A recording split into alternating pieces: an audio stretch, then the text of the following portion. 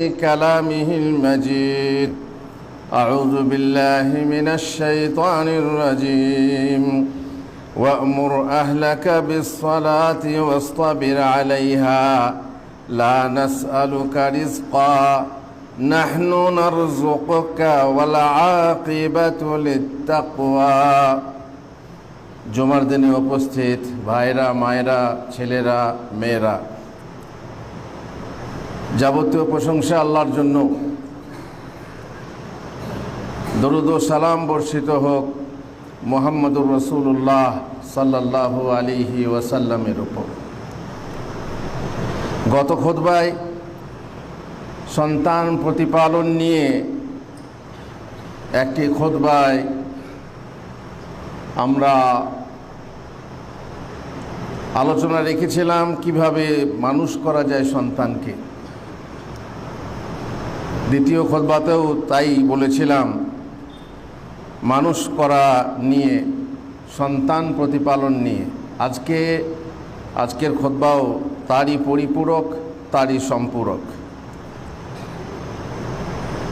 সন্তান বড় হয়ে উঠলে সন্তানকে মানুষের মতো মানুষ করে গড়ে তোলার দায়িত্ব হলো মা বাপের, অভিভাবকের। আর তার জন্য তাকে দিনদার বানানোর যে দায়িত্ব তাদেরই উপর। কারণ হাদিসে আছে, সন্তান ইসলামের প্রকৃতির ওপর জন্ম নেয়, তারপরে তার মা বাবা তাকে ইহুদি বানায়, খ্রিস্টান বানায়, অগ্নিপূজক বানায়। তার মা বাপ যেমন হয় সন্তান তেমনি গড়ে ওঠে।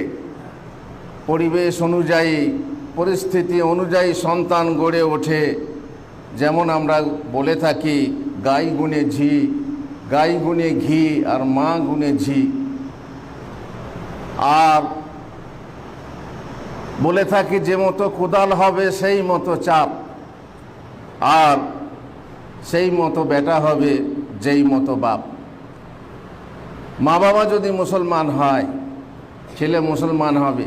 ভালো মুসলমান হলে ভালো মুসলমান হবে, নামকা মুসলমান হলে নামকা মুসলমান হবে, এটাই স্বাভাবিক। তবে সব ক্ষেত্রে হয়তো সত্য নাও হতে পারে।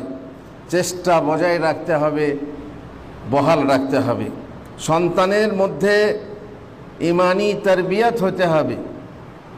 মায়ের কোল থেকে আল্লাহ কে, আল্লাহ কোথায়, রাসূল কে, রাসূল কেমন, কি ইত্যাদি, ইসলাম ইত্যাদি তালিম তার মধ্যে মায়ের কোল থেকে শুরু হবে। যেহেতু মাই প্রথম বিশ্ববিদ্যালয়, এটা আমি বলেছিলাম। ঈমান তার কচি হৃদয়ে প্রথিত করতে হবে। এখন কাঁচা কচি মন, যে মন এখনো পরিপক্ক হয়নি, পোক্ত হয়নি, সেই মনে আপনি যে বীজ প্রথিত করবেন তারই গাছ হবে। আঙ্গুর গাছ তো আঙ্গুর ফলবে, নিম গাছ তো নিম গাছ ফলবে। সন্তানকে সহি আকীদা শিক্ষা দিতে হবে, সন্তানকে সঠিক বিশ্বাস শেখাতে হবে, কুসংস্কারমূলক বিশ্বাস থেকে দূরে রাখতে হবে। যেমন নিজেকেও কুসংস্কার থেকে দূরে রাখতে হবে, নচেত কুসংস্কারমূলক বিশ্বাস থেকে যদি মা বাপ দূরে থাকতে না পারে, ছেলেও পারবে না। ছেলে কবরস্থানের পাশ দিয়ে যেতে ভয় করে কেন? মা বাপের শিক্ষা, পরিবেশের শিক্ষা। কেন ভয় পায় কবরস্থানের পাশ দিয়ে যেতে? কবরস্থানে কিছু আছে? কেউ মনে করে মুর্দা হয়তো আসবে, ধরে ফেলবে, মুর্দাকে ভয় করে। আর আত্মহত্যা করে যদি মরে তাহলে তো হলো। একটা গাছে যদি গলায় দড়ি নিয়ে মরে, সেই গাছের তলায় আর কেউ যাবে না সন্ধ্যাবেলায়। কেন? কিসের ভয়? এ ভয় শিখিয়েছে কে? মা বাপ শিখিয়েছে, পরিবেশ শিখিয়েছে। অমূলক, কুসংস্কারমূলক যে কোনো আকীদা বিশ্বাসের মূলে রয়েছে আমাদের দাদি নানিদের নিসাই হাদিস, মহিলাদের কত রকমের কথা, যে কথা বিশেষ করে মেয়েদের মনে গাঁথা যায়। আর বিদাতি, শিরকি বহু কথাবার্তা শ্বশুর বাড়িতে আসে, তারপর তার ছেলে মেয়ের কানে যায়, ফলে তারা সেই রকম মানুষ হয়। সুতরাং সাবধান, সঠিক আকীদা নিজেকে শিখতে হবে, ইসলামী পড়াশোনা নিজে করে থাকতে হবে, তারপর ছেলে মেয়েকে মানুষ করার যে দায়িত্ব সেটা পালন করতে হবে। নামাজ যথাসময়ে শিক্ষা দেওয়া, যেহেতু নামাজ হচ্ছে এমন একটি ইবাদত, এমন একটি আমল যেটা ছেড়ে দিলে কুফরি হবে বলা হয়েছে, যেটা ছাড়লে মানুষ কাফের হয়ে যায় এ কথা বলা হয়েছে। সুতরাং আমলের মধ্যে গুরুত্বপূর্ণ আমল হচ্ছে নামাজ। এই জন্য রাসূলুল্লাহ সাল্লাল্লাহু আলাইহি সাল্লাম বলছেন, ছোট থেকেই তাদেরকে তারবিয়াত দাও, 7 বছর বয়স হলেই নামাজের ট্রেনিং দাও, আদেশ দাও। মুরু আওলাদাকুম বিসসালাতি ওয়া হুম আবনাউ 7 সিনিন, 7 বছর বয়স হলে তাকে নামাজের ট্রেনিং দাও, নামাজ পড়তে শেখাও, নিজের পাশে দাঁড় করিয়ে নামাজ পড়াও। আর কোরআনে আল্লাহ তাআলা এই ব্যাপারে তাকিদ দিয়েছেন। লোকমান হাকিমের ব্যাপারে আল্লাহ বলেছেন, ইয়া বুনাইয়া আকিমিস সালাতা ওয়া আমুর বিল মারুফ। ছেলেকে শিক্ষা দিচ্ছেন যে, হে আমার বৎস, আকিমিস সালাহ, নামাজ কায়েম করো, সৎ কাজের আদেশ দাও, মন্দ কাজে বাধা দাও, আর তোমার কাছে যে বালা মুসিবত আসে তাতে ধৈর্য ধারণ করো। ওয়ামুর আহলাকা বিসসালাতি ওয়াসতাবির আলাইহা। আল্লাহ তাআলা তার নবীকে বলছেন, তুমি তোমার পরিবারকে নামাজের আদেশ দাও এবং তার উপরে ধৈর্য ধারণ করো। নামাজ পড়াতে বলা, নামাজ পড়তে আদেশ দেওয়া, নামাজ পড়ানো, নামাজের জন্য জাগানো, কত যে কষ্ট মাদ্রাসার মুদাররিসরা জানে। এই ছোট ছোট বাচ্চাদেরকে উঠাতে গিয়ে ফজরের সময় মুদাররিসদের ঘাম ছুটে যায়, চোখ বন্ধ হয়ে যায়, চোখ বন্ধ, উঠিয়ে দিয়ে আবার শুয়ে পড়ে। ঘরেও তাই, ঘরের ছোট ছোট বাচ্চারা ওঠে না, এখানেও সেই তাই। তবে এখানে একটা ভয় কাজ করে, ঘরে থাকে বাপের মায়া আর মায়ের স্নেহ, কিন্তু মাদ্রাসায় থাকে চাবুকের ভয়। এই জন্য তাড়াতাড়ি উঠতে সক্ষম হয়। তবে মা বাপেরও উচিত সময়ে চাবুক ব্যবহার করা। এটা হচ্ছে স্নেহের চাবুক, যে চাবুকের ফলে অবশ্য হাদিসে আছে, যদি তারা 7 বছর থেকে নিয়ে 3 বছরের মধ্যে 10 বছর বয়স হওয়া পর্যন্ত নামাজে অভ্যস্ত না হয়, তাহলে ওয়াদরিবুহুম আলাইহা ওয়া হুম আবনাউ 10 সিনিন, তাহলে নামাজের জন্য তাকে চাবুক লাগাও যখন তাদের বয়স 10 বছর হয়ে যাবে। আল্লাহ রসুলকে আদেশ করা হলো, তোমার পরিবারকে নামাজের আদেশ দাও, আর তাতে ধৈর্য ধারণ করতে হবে, ধৈর্য ধারণ করো। আর রাসূলুল্লাহ সাল্লাল্লাহু আলাইহি সাল্লাম যেটা বলেছেন যে, ওয়াফাররিকু বাইনাহুম ফিল মাদাজি, সবার বিছানা আলাদা করে দাও, ছেলে মেয়েকে আলাদা করে দাও, ছেলেতে আলাদা করে দাও, আর একসাথে শুতে দিও না। এর হচ্ছে তারবিয়াতি, এটা হচ্ছে সামাজিক একটা কারণ, যেটা দূরদর্শী নবী মুহাম্মদুর রাসূলুল্লাহ সাল্লাল্লাহু আলাইহি সাল্লাম ওহীর মাধ্যমে প্রাপ্ত ইলমে জ্ঞানে তিনি জানতেন যে একসাথে শুলে তাদের কি চরিত্রে এবং আখলাকে প্রভাব পড়তে পারে। তার জন্য বলা হয়েছে যে তাদেরকে আলাদা করে দাও বিছানায়। সুতরাং 10 বছর বয়স হলে বিছানা আলাদা করে দিতে হবে। লেবাস পোশাক পরাবার সময় মেয়েকে মেয়ের মতো লেবাস, ছেলেকে ছেলের মতো লেবাস পরাতে হবে। তোমার মেয়ে নাই বলে তোমার ছেলেকে মেয়ে সাজাবে, মাথায় ফিতে বেঁধে দেবে, লম্বা চুল রাখবে, লোটনবান রাখবে, আর মেয়ের শখ খুব বেশি, তাই ছেলেকেও মেয়ে বানিয়ে দেবে। আর তোমার ছেলে নেই বলে মেয়েকে ছেলে বানাবে, প্যান্ট পরাবে, শার্ট পরাবে, এগুলো নয়। এতে মানুষের ছেলে মেয়েদের তাদের স্বভাবে প্রভাব পড়ে, হয়, সমস্যা হয়, এফেক্ট পড়ে। কিভাবে? ছেলে মনে করে আমি মেয়ে, আর মেয়ে মনে করে আমি ছেলে, ফলে তারা মাঝামাঝি একটা এমন আচরণ ধারণ করে যে বড় হলে এটা প্রকাশ পায়।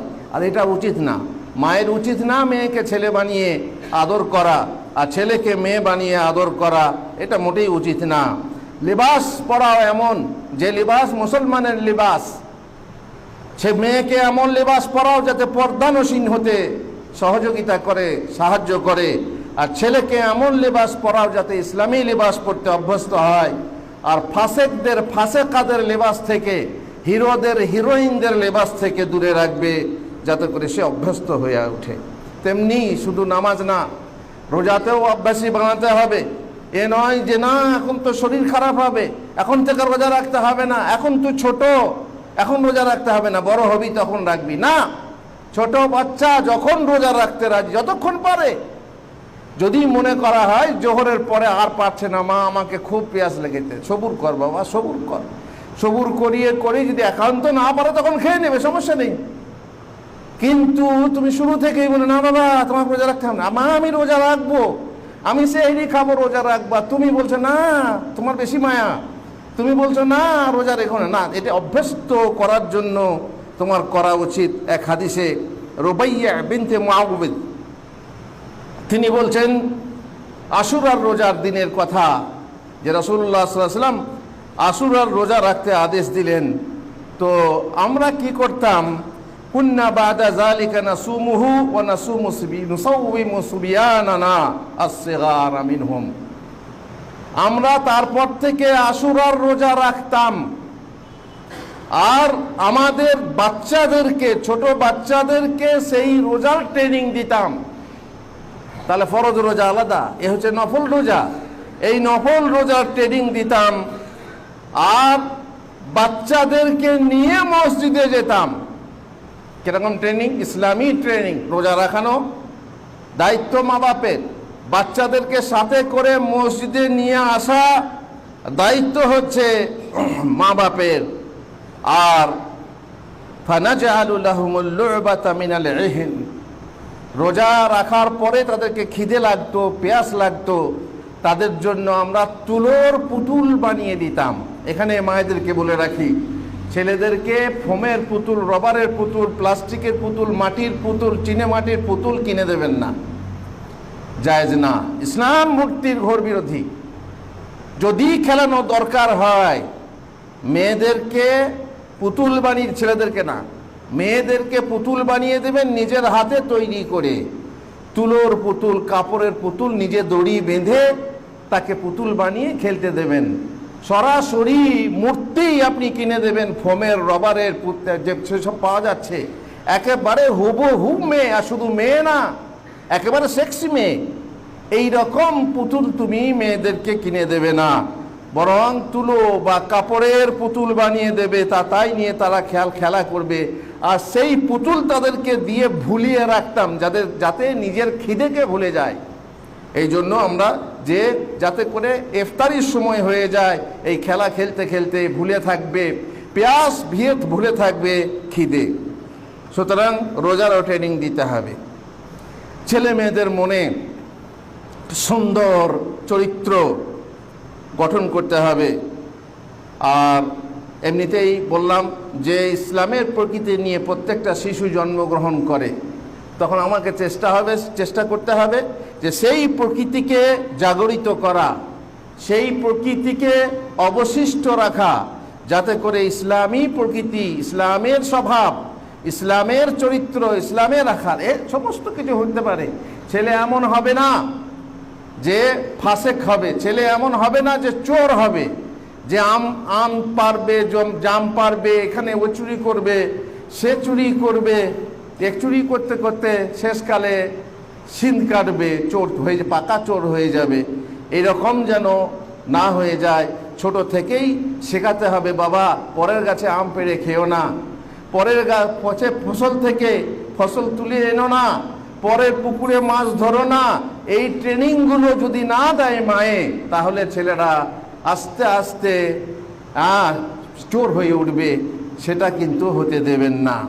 আর যদি আপনি বলেন যে হ্যাঁ রে মাছ কোথায় পেলি রে, তো ছেলে বলছে বা হাজি সাহেবদের পুকুরে ধরলাম, বলছে ভালো হলো রে, মৌলবীর পালি আছে, আজকে ভাত দিতে সুবিধা হবে, নিয়ে আয় বাবা নিয়ে আয়। জিজ্ঞাসাও করলো না যে মাছটা কেন পরের পুকুরে মাছ ধরলি কেন, তা না, বরং মৌলী সাহেবের পালি আছে, ভাত দিতে সুবিধা হবে, লে খা মৌলী সাহেব, খা।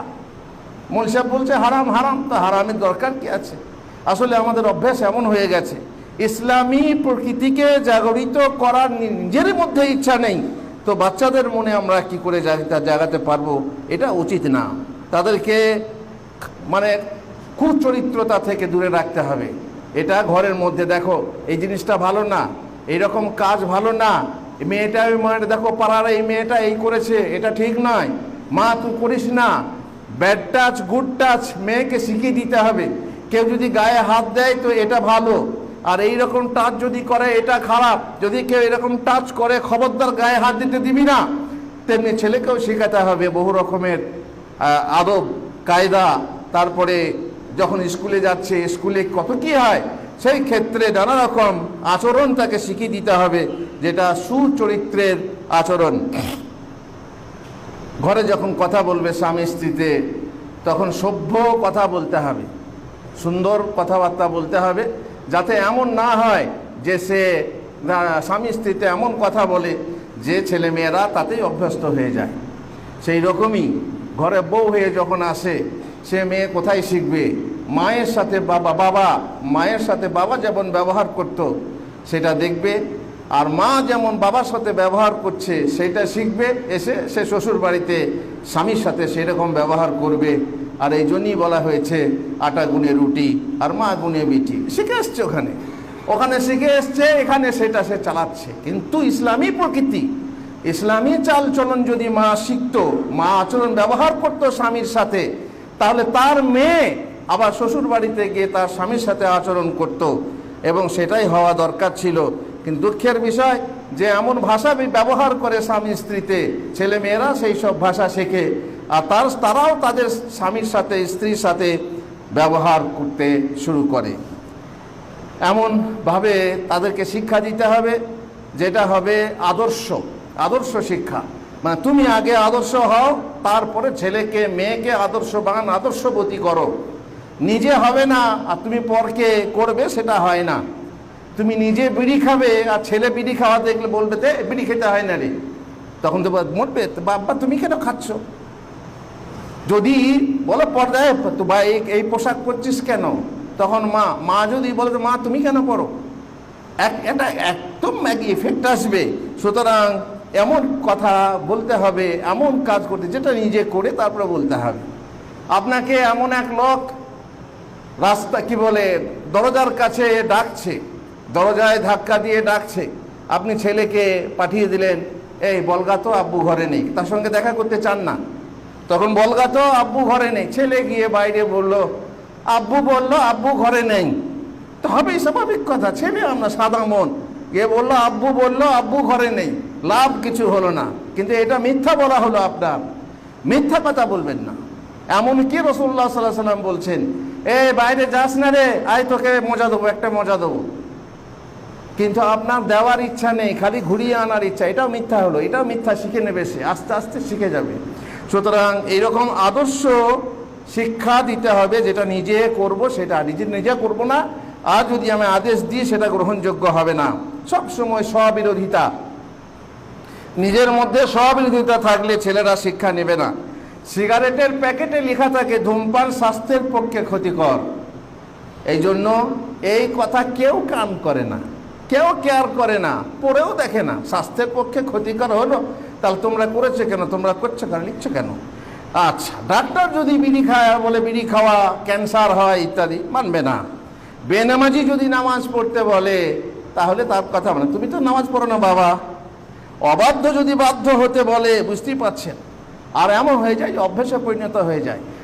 খুতবা আমরা শুনছি, এই খুতবা শুনে যদি আমরা আমল না করি তো অটোমেটিক সেইটা অভ্যাসে পরিণত হয়ে যায়, যে মৌলবীরা বলতে হয় বলে, আর আমাদের আমল করতে হয় না, তাই আমরা আমল করি না।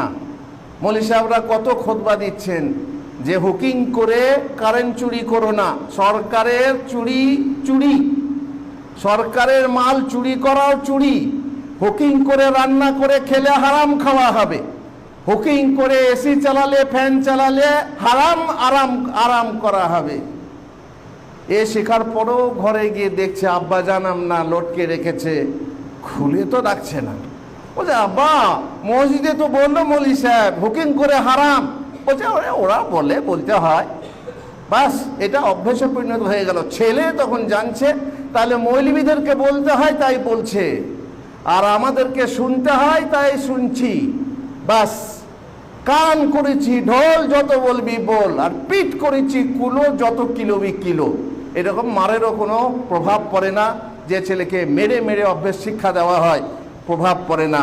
এই জন্যই নিজেকে আদর্শ হয়ে তারপর শিক্ষা দিতে হবে, তবে ছেলেরা শিখবে। আর না হয় পরিবেশে তুমি পরিবর্তন আনছো না।